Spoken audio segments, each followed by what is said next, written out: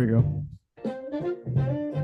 Oh, welcome to another installation of SRJC Talks, Innovate SRJC. This over here is Kate Hughes. Hi, Kate. Hi. Thanks for joining us today. Happy. We're going to go over kind of a little bit about yourself and how our students at SRJC can maybe grab some morsels and some bits of wisdom from you. How about that? Great. Yeah, thanks for joining us today. Oh, Where are you right now? That's my first I question. am in my home office in the junior college neighborhood, so I'm not too far from class. Oh my gosh, you're so close. We could just do this with tin cans and a string. Um, if anybody even knows what that is anymore. Or an iPad. I don't know. Kate, you have, the reason that we're really excited to have you on this little podcasting today is because you have a really unique background that includes starting at SRJC and brings us right up to the bleeding edge of technology because you're working in AI right now. Mhm. And so if you could you just maybe capsulize like how you got to where you are educationally first? Yeah, sure. So I started at SRJC having no idea what I wanted to do. I took your advertising class and really enjoyed it and said I could Mhm. make this a career. And so I focused on that in my education and my work was marketing. And I really enjoyed working in like high flexibility, go figure it out environments. So I linked in with two serial entrepreneurs when I was going to SSU and came alongside them in a startup in the health tech space. And then grew my career working with them and their kind of small venture studio that they built starting companies. So I started six or seven different companies with them over the 13 years that we worked together. And in that time, I got to learn just about every aspect of starting a business. My lens was typically the marketing and ops side of the business and kind of business strategy. But I kind of got to put my hand in just a little bit of everything and take them from kind of zero to big growth and bigger revenue. And we have one exit under our belt, which I was very pumped about. And What's an exit? it's when you sell the company. So that's good. That's a payday. Yeah. Yeah. Yeah, that's a good payday. And then about 2.5 years ago, I decided that I wanted to work for myself because I had watched them make all the decisions for so long. And I wanted to be that kind of playmaker in that regard. And so I started doing fractional work, which means that I work as kind of a consultant, contractor within other startups and sell essentially my brain and my time to build their marketing strategy and help their teams execute on that and help them kind of get to the stage of growth where they need someone in marketing full time. Well, that's awesome. Yeah. So you're putting to work your education basically because all the things that you gathered along the way. And by the way, did you mention where you went to college after you transferred or no? SSU. Where? At SSU. Sonoma Yeah. State. And then you got your MBA At Berkeley. at In the Berkeley. middle of that. Yep. So is an MBA really important to be able to get to the level at which you're operating in marketing right now? Yeah, right now it is. I just took on a new CMO role. So I'm the chief marketing officer of a company in the AI space called Sleep.AI. And we're leveraging AI to do sleep tracking, apnea and insomnia detection, sleep coaching, sleep's interactivity between all of these different wellness levers like fitness and nutrition and fertility and all sorts of different things.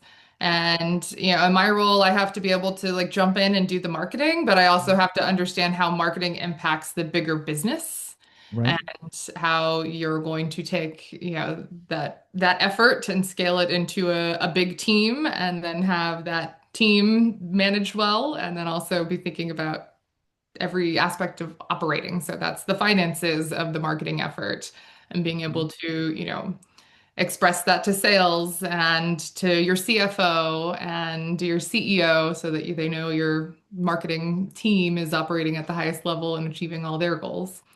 So yeah, I'd say, business school very much helped me Yeah. both sharpen all of those skills, but it also put something on my resume that tells everyone that I take that seriously. Oh yeah. So this is a very strategic role you have. Um, Mhm. in a lot of the marketing strategy that we learn in our classes in BMK 50 more specifically, we really kind of concentrate on a couple different really key mantras, and one of them is differentiation, so being different than all the other options that might be out there. And of course, the second is really know your target market and Yeah. really know their needs and wants. Can you, like in a nutshell, describe both your target market and then what your differentiation might be Yeah. as a So company with Sleep AI? Mhm. yeah, so we have three different verticals of clients that we go after. One are health and wellness apps and platforms. So think like MyFitnessPal, Nike Fit, Headspace, those types of platforms can integrate sleep into their product offering without having to build it. We also work with like consumer products. So Mhm. let's say mattresses that want to get a validation study done to prove that this actually does improve sleep for people and how much. And then the third is that we work with insurers who want to, in certain markets, insurers, we have an app in Germany that we're running that is fully reimbursable under their health legislation. So insurers are building partnerships with us to offer our sleep tracking app to people, essentially the populace of Germany, to improve their health through better sleep. Wow. So you have several different verticals that you're chasing all at the same time. Hmm. No wonder you're so busy. I assume that each different target market, each, as you call them, verticals, requires a different strategy.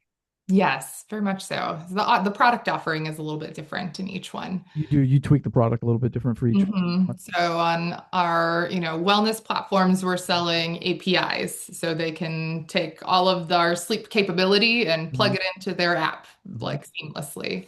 Um, and so that's, product differentiation for them. It's a, product market expansion opportunity for them. It gives them, especially for apps like, let's say, women's health, they're doing period tracking once a month. So people aren't using the app the other 30 days necessarily as actively, whereas sleep is something we do every night.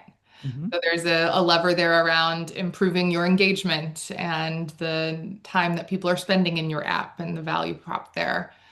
So that's, one side. On the, consumer product side, it's very easy to put sleep on a label, but it's very difficult to prove it. So we're really giving them marketable claims that help them build trust from a marketing perspective and help them essentially differentiate their products. Mhm. And then on the insurance side, it's about, everyone has an option to choose a different insurer.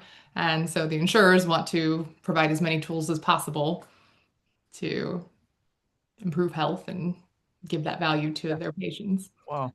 Um, how fascinating. So when did you start doing this particular role with Sleep AI? Is it recent? I started with them in July. Well, So recent, yeah. I jumped in kind of 2 feet first recently, and we're at the stage that we call flying the plane while we build it. Yeah, yeah. So Yeah. we've got a lot of momentum. It's moving up in the Yeah. air. We're still building out all Yeah. these different foundational pieces. Yeah. They've never had a full-time marketer on their team before, so I'm building out the whole marketing team at the same Wow. time. Wow, how exciting. I mean, that's an enormous challenge, but also that's an exciting thing to be part of. I Yeah. mean, when you're even though you're building that plane as you're flying it, once it's built, I mean, you're in a beautiful plane Hmm. and you're sitting in first class. That's the best. Free drinks as well. I get to Um, picture the plane is pretty.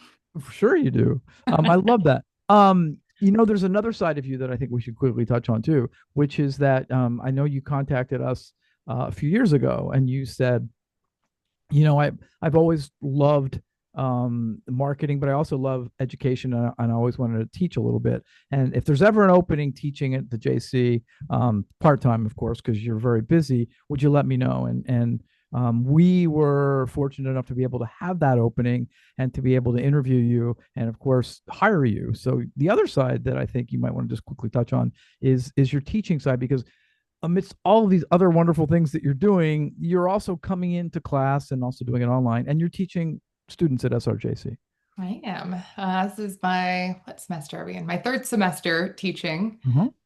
And this semester I'm teaching two e-ship classes. One is on ethics and sustainability and social responsibility. One is on finance basics and cash flow.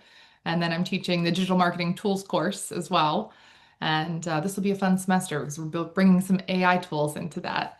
Right. Into the tools class. Mm-hmm. Yeah, yeah, cool. Any specific one did you land on, or We'll have to wait and we'll have to see. wait and see? I'm Okay. managing those changes. Yeah, But I love that. yeah, Um, but yeah, I really enjoyed teaching when I was a graduate student instructor at Berkeley. mhm. And I taught in the innovation and design courses there and stayed on and helped out with some of the different workshops over the years and just tried to always keep my foot in it because it's, fun to see those light bulb moments and it's, fun to make myself think about things differently and, Yeah, break down different concepts that I think are just in my head and everyone knows, and I have to realize that love that. there's structure to that, and it's a good challenge for me. Okay, so I have before I let you go, I have at least one more question.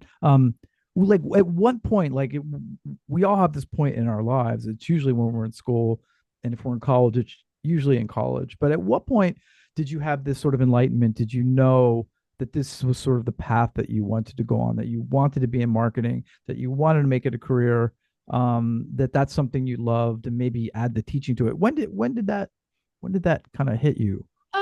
I mean, I didn't start at the JC actually. I started at San Diego State Hmm. and did 2 years there and still had no idea what the heck I wanted to do. So my junior year, I took a gap year from it and came back to SRJC with the thought of just taking lots of random classes. And that's kind of when I figured out I really enjoy the marketing work.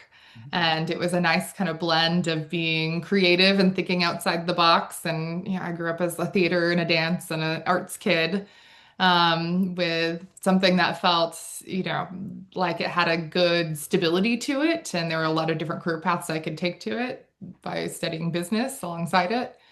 So that was kind of like my light bulb moment from a school standpoint was building campaigns in your advertising class and realizing like, oh, I could do this for a job.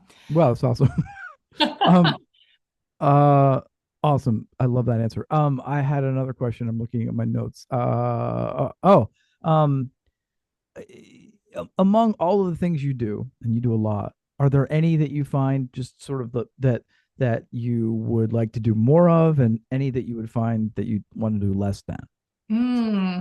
Yeah, one thing I'm involved in completely outside of the work that we've talked about right now is around community building in different spaces. So I'm really involved in building go-to-market community and in the Bay Area. So I run all sorts of different CMO events to bring CMOs together and talk about the challenges that we're all facing and do that in a way that people find a lot of value and connection out of it. So I love bringing people together. And then I've been doing that more locally here within the startup community as well, for different, startups and entrepreneurs that feel like they're building in their little silo, but need more connection and support. And so that's one thing I love to do. It's just, What yeah. and is that like once a month? When are you running those? We've been doing this once a quarter, and with the hope that we can expand that out and do even more of it. But right now, I'm working on building out my volunteer network because I can only do so much with how busy I am. Kate, Uh, when do you sleep? I don't know. We'll have to check my sleep Check tracking. your sleep exactly. Oh my gosh. Um, Kate, I'm really glad you took some time out of your very busy day today, and I'm sure our students will appreciate it. And I'm sure some of the students that are watching this will certainly look for you when they're registering for classes. It's Kate Hughes. She teaches several classes within the entrepreneurship department program, as well as I think it's mostly all entrepreneurship Yeah, and digital marketing and will marketing always be and a yeah. course, and the marketing program, of course. I know that program. So I really appreciate you being here today, Kate. Hang on when I get off of this, and we can chat a little bit more. It's Kate Hughes. Your company that you have is called Brand Incubator, Hmm. and the one you're working for right now is called Sleep.AI. Yep, Am I got it? you Cool. got it. Mhm. Kate Hughes, ladies and gentlemen. Kate, thank you so much. My pleasure.